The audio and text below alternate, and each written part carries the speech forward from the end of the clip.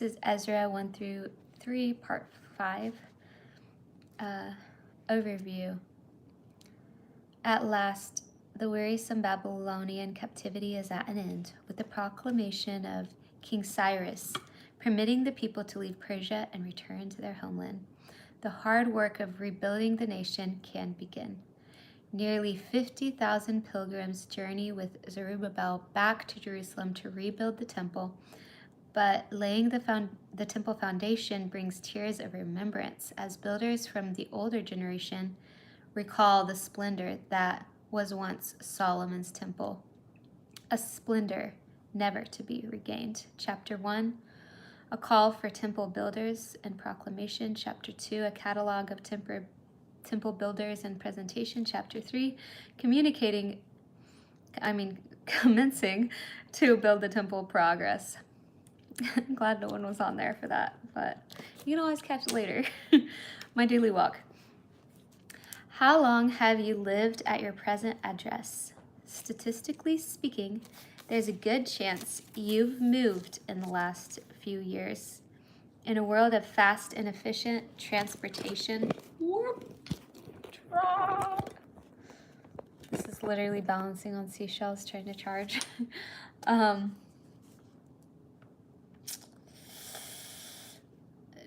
Long-distance moves are becoming easier and much more common.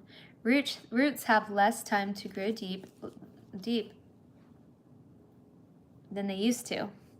Pulling up stakes is never easy. Anxiety can make the ordeal as difficult emotionally as it is physically. Consider the caravan of pioneers listed in Ezra 2. The journey they faced was a hike of nearly 1,000 miles. There was the constant dangers of ambush from robbers. Notwithstanding, God had stirred up the hearts of the people to respond to the invitation to return. Is God calling you to pull up stakes, to move to a new home, a new school, a new church, a new job, a new level of commitment to Him? Then here is a motto you may want to copy and display in your home office. Even a long, dangerous journey can be faced confidently when God is leading the expedition. Hello, everyone. Hi, King, Taurus, Maverick, Whittington, Sonu, and Gator.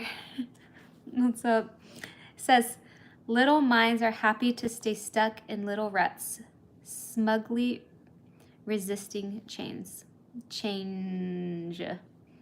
Insight. Cyrus, God's pagan Messiah, Ezra 1, 1-4. About 150 years ago, before the dramatic proclamation of Ezra 1, 1-4, Isaiah delivered a detailed prophecy concerning King Cyrus in Isaiah 48.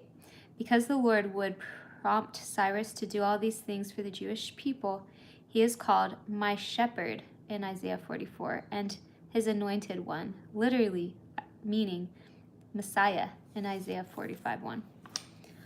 God stirred the hearts of the priests and Levites and leaders of the tribes of Judah and Benjamin to go to Jerusalem to rebuild the temple of the Lord. Ezra 1:5. Chapter 1. In the first year of King Cyrus of Persia, the Lord fulfilled a prophecy he had given through Jeremiah. He stirred the heart of Cyrus to put his proclamation in writing and to send it throughout the kingdom.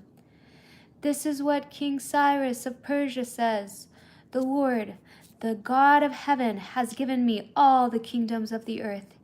He has appointed me to build him a temple at Jerusalem, which is in Judah. Any of you who are his people may go to Jerusalem and Judah to rebuild this temple of the Lord, the God of Israel, who lives in Jerusalem. And may your God be with you. Wherever the Jewish remnant is found, let their neighbors contribute toward their expenses by giving them silver and gold, supplies for their journey and livestock, as well as a voluntary offering for the temple of God in Jerusalem. Then God stirred the hearts of the priests and Levites and leaders of the tribes of Judah and Benjamin to go to Jerusalem to rebuild the temple of the Lord. And all their neighbors assisted by giving them articles of silver and gold, supplies for their journey, and livestock. They gave them many valuable gifts in addition to all the voluntary offerings. King Cyrus himself brought out the articles that King Nebuchadnezzar had taken from the Lord's temple in Jerusalem and had placed in the temple of his own gods. Cyrus directed Mithridath, the treasurer of Persia, to count these items and present them to Sheshbazzar, the leader of the exiles returning to Judah. This is the list of the items that were returned: gold basins 30, silver basins 1,000, silver incense burners 29, gold bowls 30, silver bowls 410, other items 1,000. In all, there were 5,400 articles of gold and silver. Sheshbazzar brought all of these along when the exiles went from Babylon to Jerusalem. Here is a list of the Jewish exiles. Here is a list of the Jewish exiles of the provinces who returned from their captivity. King Nebuchadnezzar had deported them to Babylon, but now they returned to Jerusalem and the other towns in Judah where they originally lived. Their leaders were Zerubbabel, Jeshua, Nehemiah, Seraiah, Reeliah, Mordecai, Bilshan, Mispar, Bigvai, Rehum, and Baana. This is the number of the men of Israel who returned from exile. The family of Parosh, 2,172. The family of Shephatiah, 372. The family of Ara, 775. The family of Pahath Moab, descendants of Jeshua and Joab, 2,812. The family of Elam, 1,254. The family of Zatu, 945. The family of Zekai, 760. The family of Beni, 642. The family of Bebai, 623. The family of Azgad, 1,222. The family of Adonikam, 666. The family of Bigvai, 2,056. The family of Aden, 454. The family of Adar, descendants of Hezekiah, 98. The family of Bezai, 323. The family of Jorah, 112. The family of Hashem, 223. The family of Gabar, 95. The family of Bethlehem, 123. The people of Netophah, 56. The people of Anathoth, 128. The people of Beth Asmaveth, 42. The people of Kiriath Jearim, Kephirah, and Beeroth, 743. The people of Ramah and Geba, 621. The people of Michmash, 122. The people of Bethel and Ai, 223. Not sure if anyone's still with me. I don't know how you, unless you really love the Bible. I don't know how you made it through that. The citizens of Nebo, 52. The citizens of, we're not done yet. The citizens of Magbish, 156. The citizens of West Elam, 1,254. The citizens of Harim, 320. The citizens of Lod, Hadid, and Ono, 725. The citizens of Jericho, 345. The citizens of Sinai, 3,630. These are the priests who returned from exile, the family of Jedaiah through the line of Jeshua, 973. The family of Immer, 1,052. The family of Pashur, 1,247.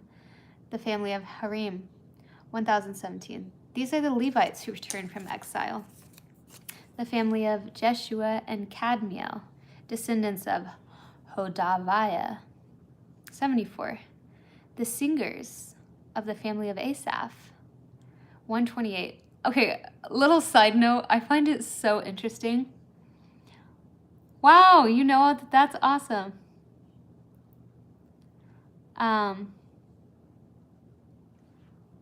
But I find it interesting in the Bible, instead of, you know, like in America, whenever we're having talents, it's like I sing, you know, my brother sings, my other brother sings, but one of my brothers doesn't sing, you know, like he can't sing, he can't hold a tune. But, and it's the same with like maybe working with the hands, like construction. But for some reason in the Bible, whenever there's like singers or people of a certain talent, it's a family and it's not individuals. It's very interesting. The gatekeepers of the families of Shalom, Ater, Talman, Akub, Hatita, and Shobai, 139. The descendants of the following temple servants returned from exile: Ziha, Hasupa, Tabeoth, Keros, Saiah, Padan, Labana, Hagabah, Akab, Hagab, Shalmai, Hanan, Gedal, Gahar, Reaiah, Rezin, Nanoka, Gazim, Uzzah, Paseah, Besai, Asna, Meunam, Nefusim, Bakbuk, Hakufah, Har, Bazlith, Mahida, Harsha, Barkos, Sisera, Tema, Neziah, Hatipha.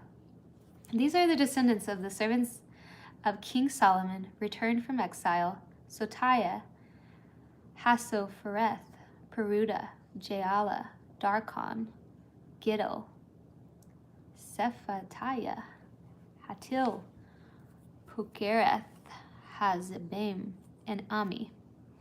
In all, the temple servants and descendants of Solomon's servants numbered 392.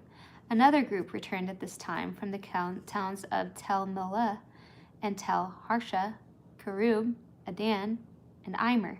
However, they could not prove that they or their families were descendants of Israel. This group included the families of Delaiah, Tobiah, and Nekoda, a total of 652 people.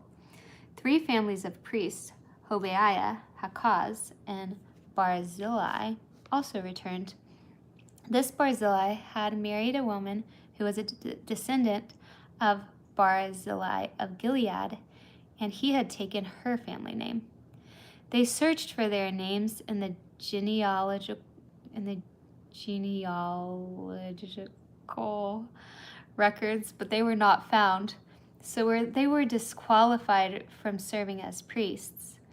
The governor told them not to eat the priest's share of food from the sacrifices until a priest could consult the Lord about the matter by using the Urim and Thummim, the sacred lots.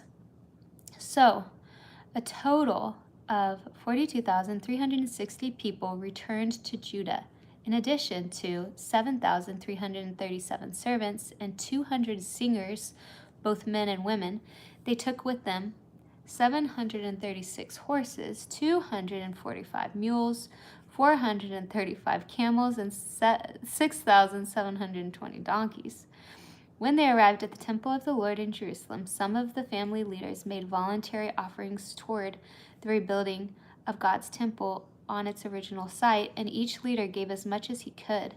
The total of their gifts came to 61,000 gold coins, 6,250 pounds of silver, 100 robes for the priests, and 100 robes for the priests. So the priests, the Levites, the singers, the gatekeeper, and the temple servants, and some of the common people settled in villages near Jerusalem. The rest of the people returned to their own towns throughout Israel. The altar is rebuilt. Thank you, Anna.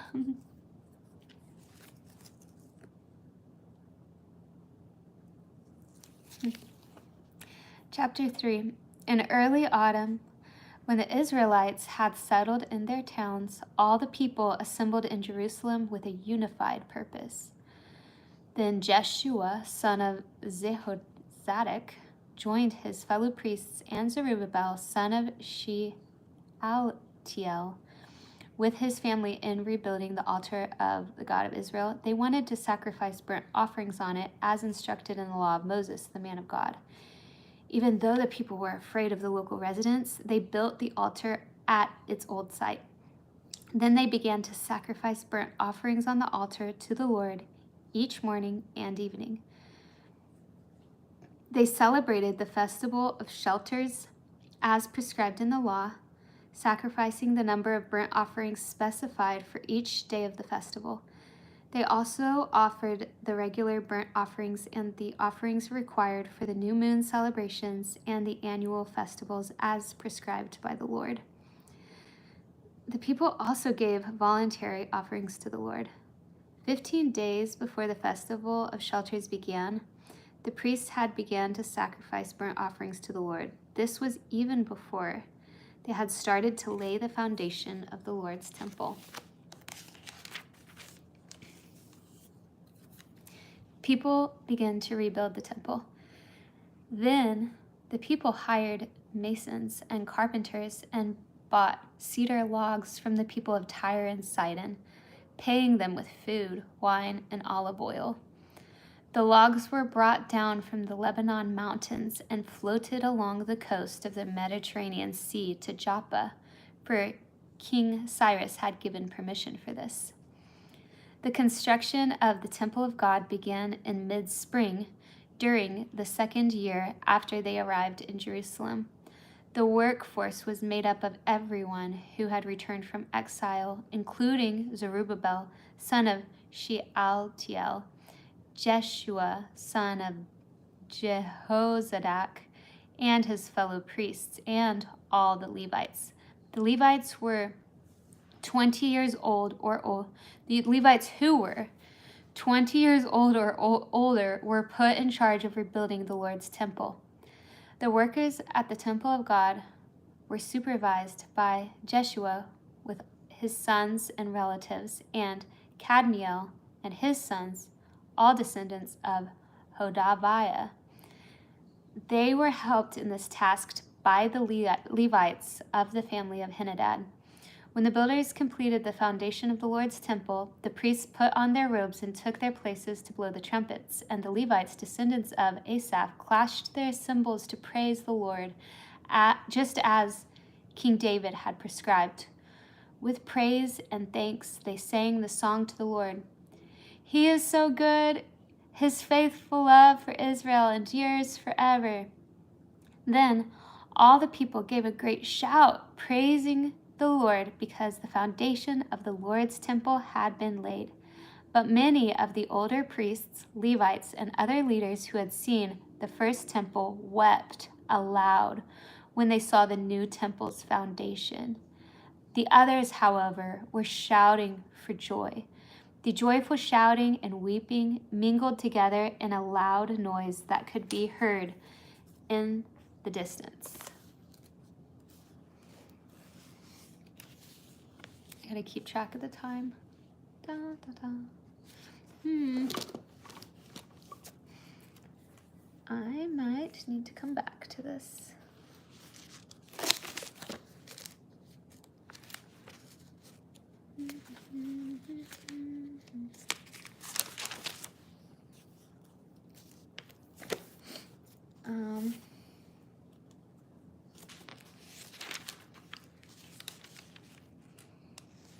Matthew 6.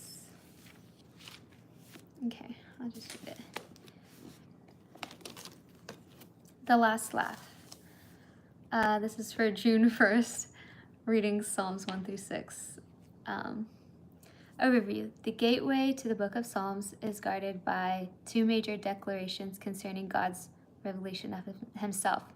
He can be known through his word, which brings blessing, Psalm 1, and he can be known in the person of his Son, who rules over creation. The servant of God can cling to him with confidence, knowing that God's help and consolation are assured in both good times and bad.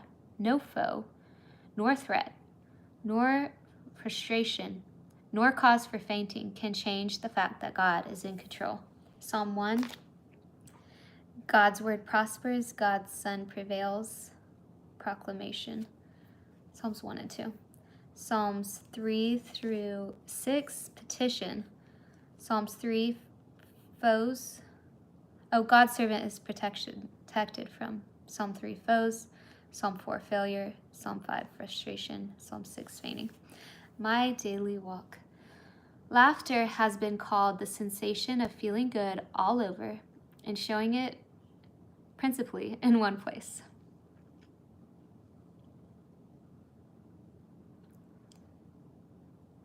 Everyone enjoys a good laugh, unless the laugh is at his or her expense. Then laughter can become a painful experience.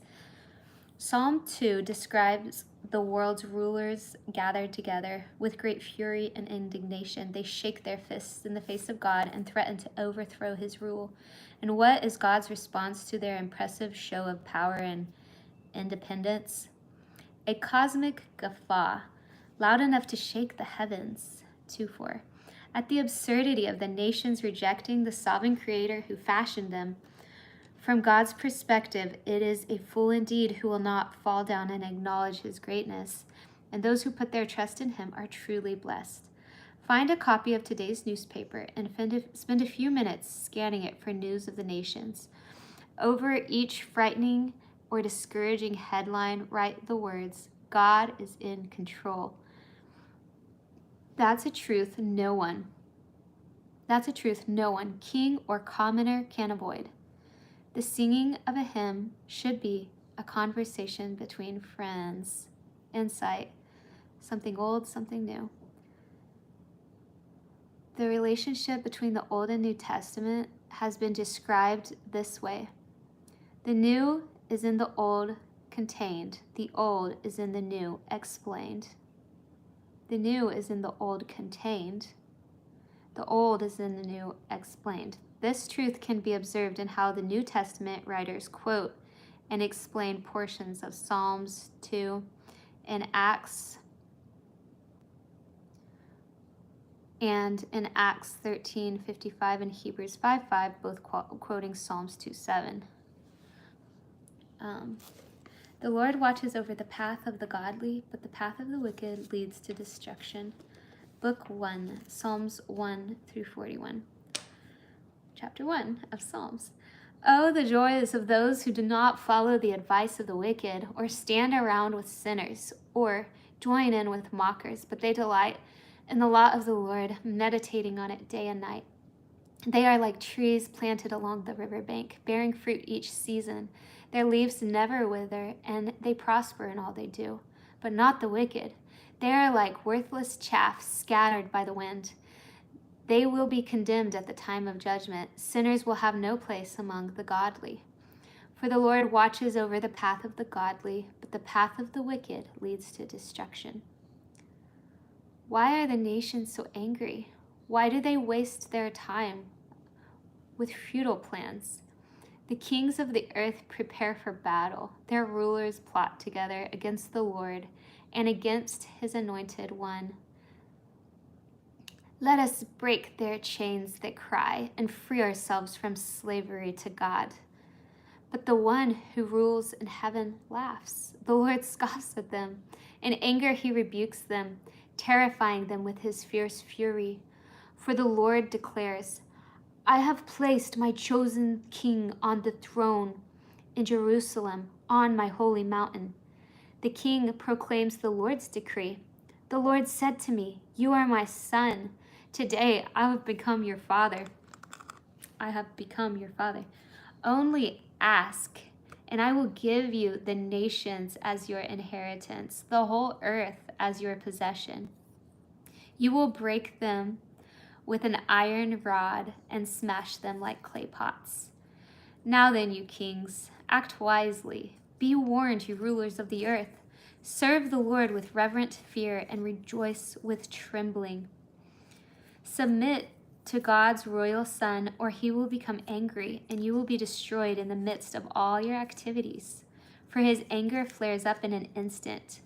But what joy for all who take refuge in him. Psalm 3.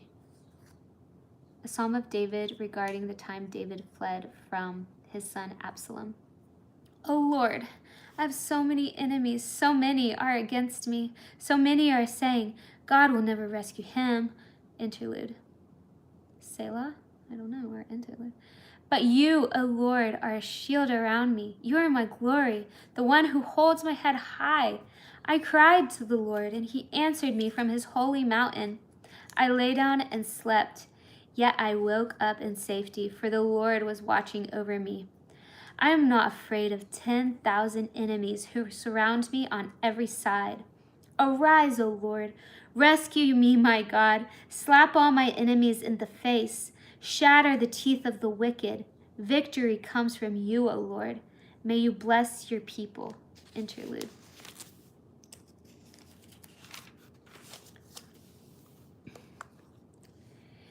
Answer me when I call.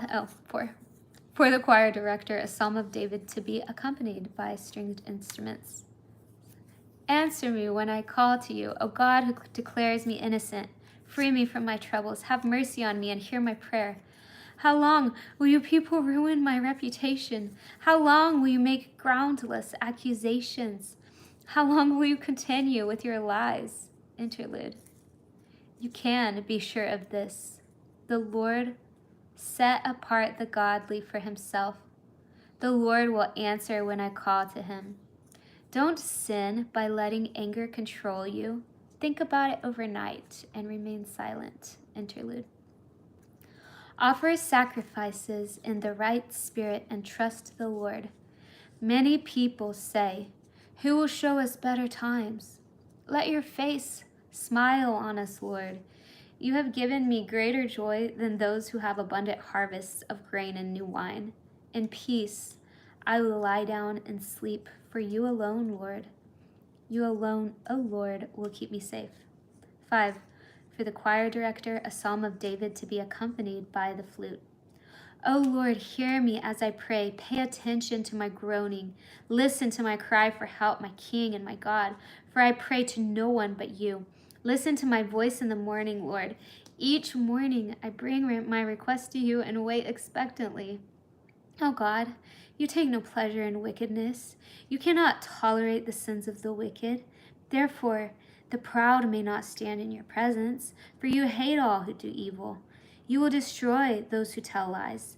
The Lord detests murderers and deceivers. Because of your unfailing love, I can enter your house. I will worship at your temple with deepest awe. Lead me in the right path, O Lord, or my enemies will conquer me. Make your way plain for me to follow. My enemies cannot speak a truthful word. Their deepest desire is to destroy others. Their talk is foul, like the stench from an open grave. Their tongues are filled with flattery. O God, declare them guilty.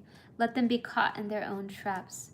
Drive them away because of their many sins, for they have rebelled against you.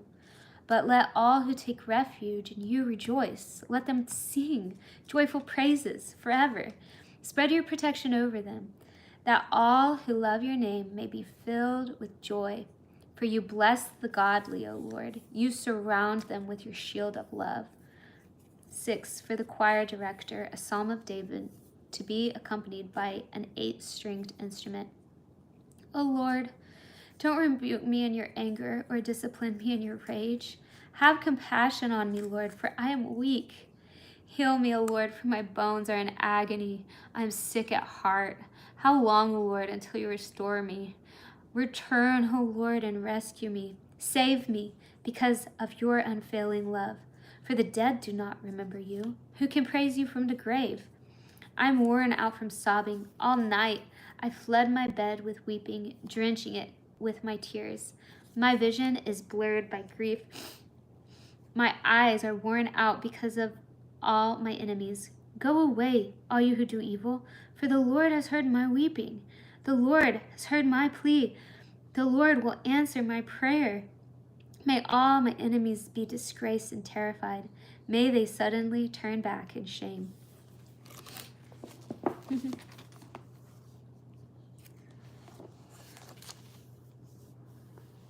Deciding if I should read this too. I think I will.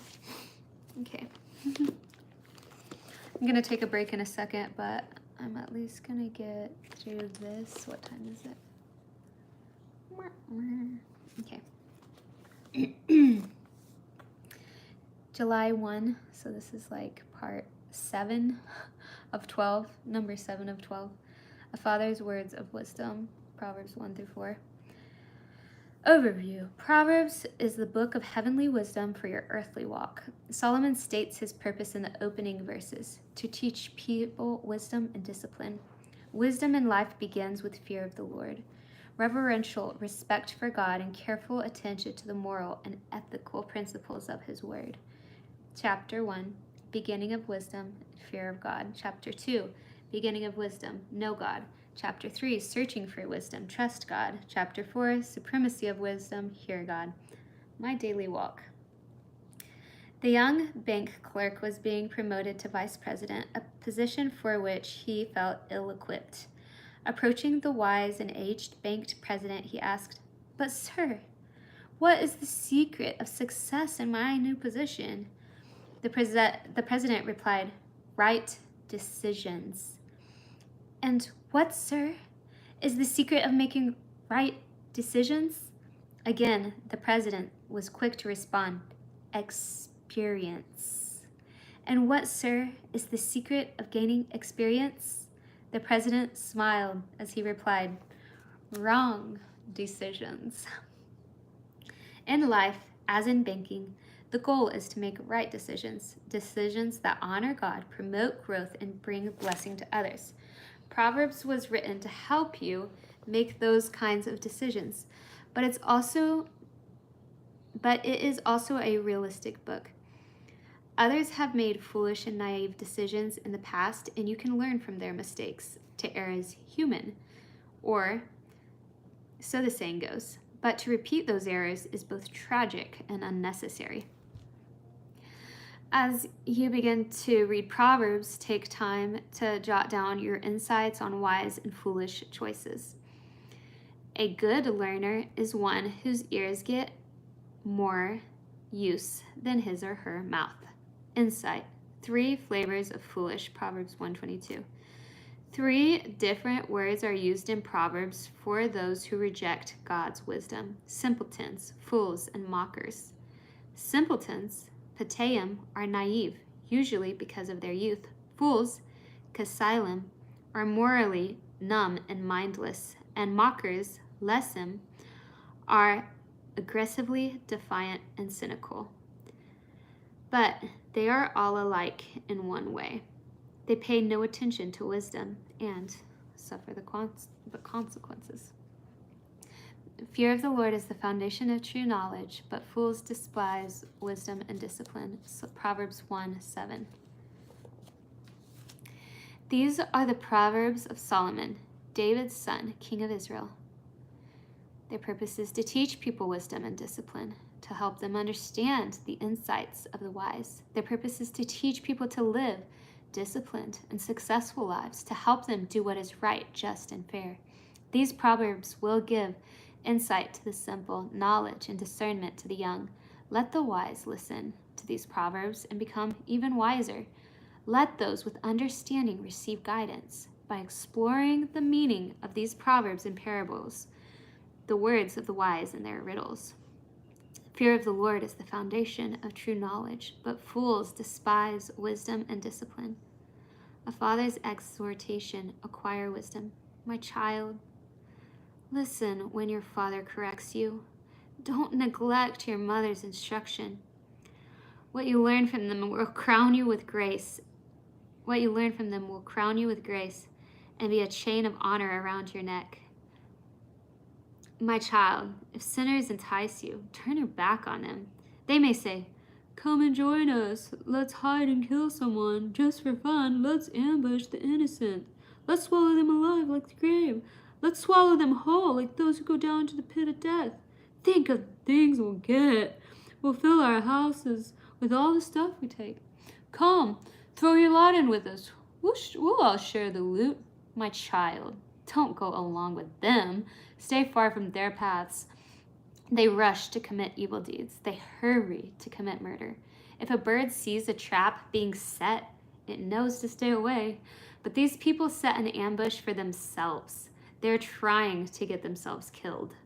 Such is the fate of all who are greedy for money. It robs them of life. Wisdom shouts in the street. Wisdom shouts in the street. She cries out in the public square. She calls to the crowds along the main street, to those gathered in the front of the city gate.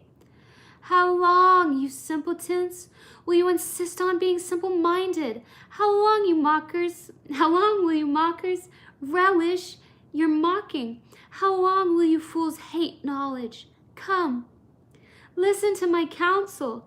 I'll share my heart with you and make you wise. I've called you so often, but you wouldn't come. I've reached out to you, but you paid no attention. You ignored my advice and rejected the correction I offered.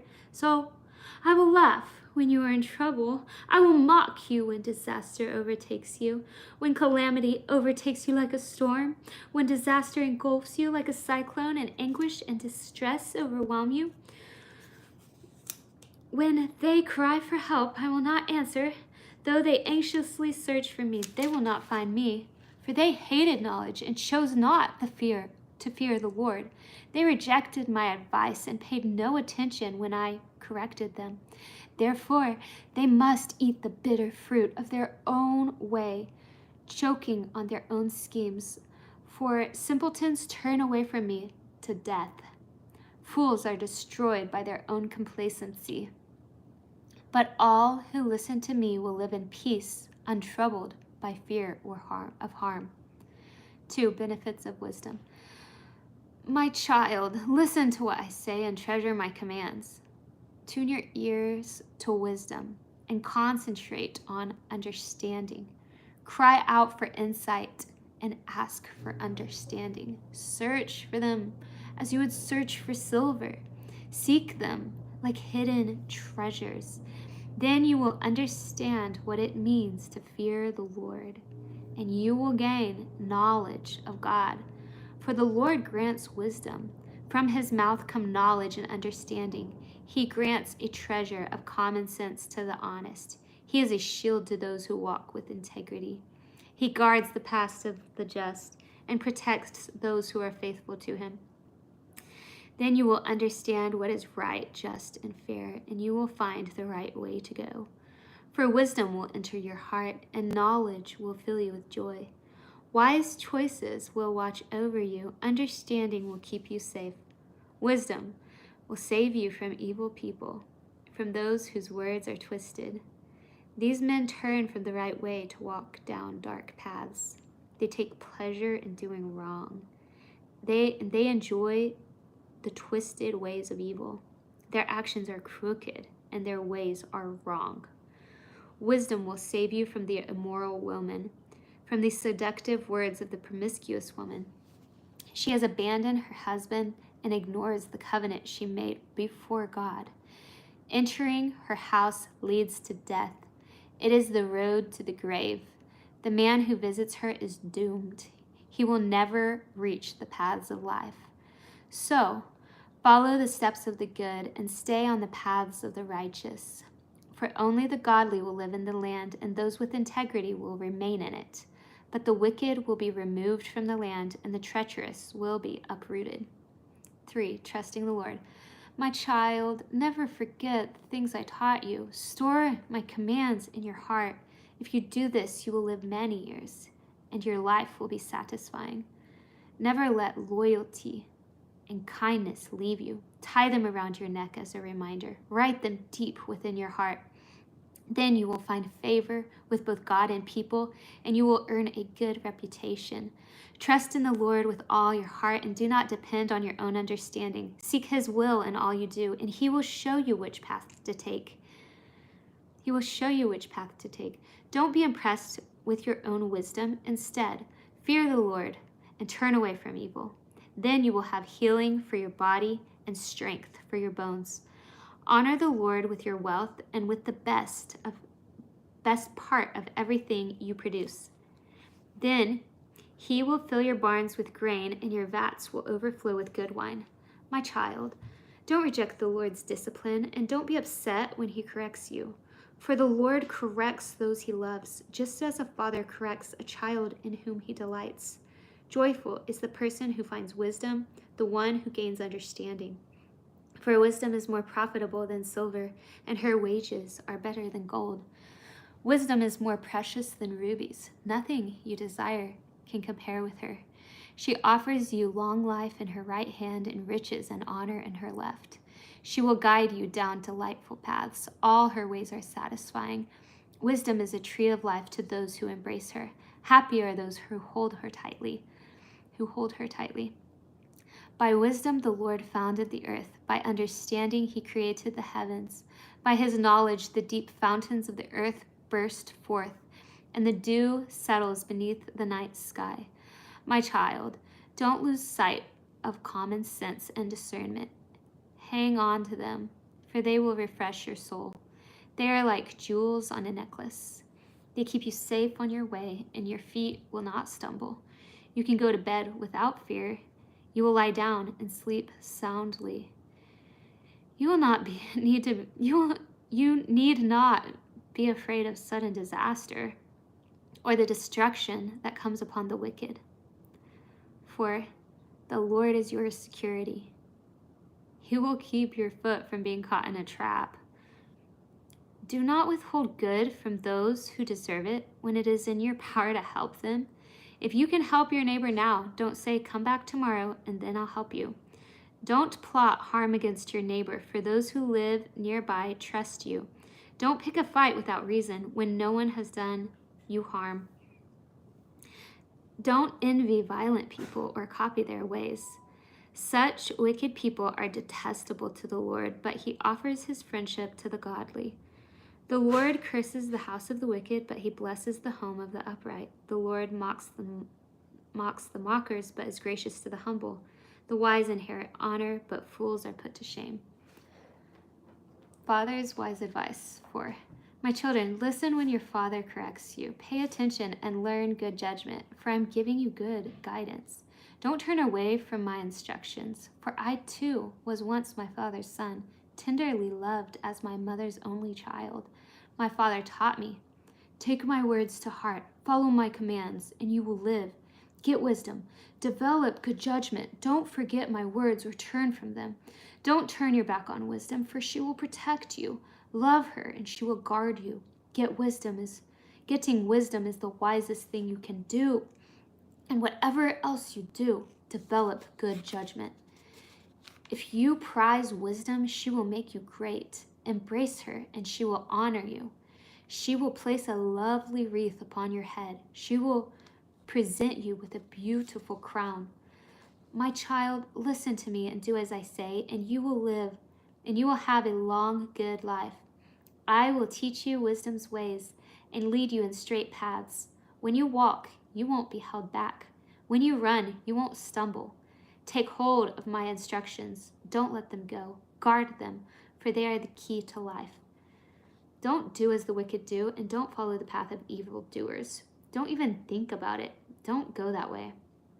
Turn away and keep moving, for evil people can't sleep until they've done their evil deed for the day. They can't rest until they've caused someone to stumble. They eat the food of wickedness and drink the wine of violence. The way of the righteous is like the first gleam of dawn, which shines even brighter until the full light of day. But the way of the wicked is like total darkness. They have no idea what they are stumbling over. My child, pay attention to what I say. Listen carefully to my words. Don't lose sight of them. Let them penetrate deep into your heart, for they bring life to those who find them, healing their whole body. Guard your heart above all else, for it determines the course of your life. Avoid all perverse talk. Stay away from corrupt speech. Look straight ahead and fix your eyes on what lies before you. Mark out a straight path for your feet. Stay on the safe path. Don't get sidetracked. Keep your feet from following evil. Okay, see you guys. I'm gonna sign off for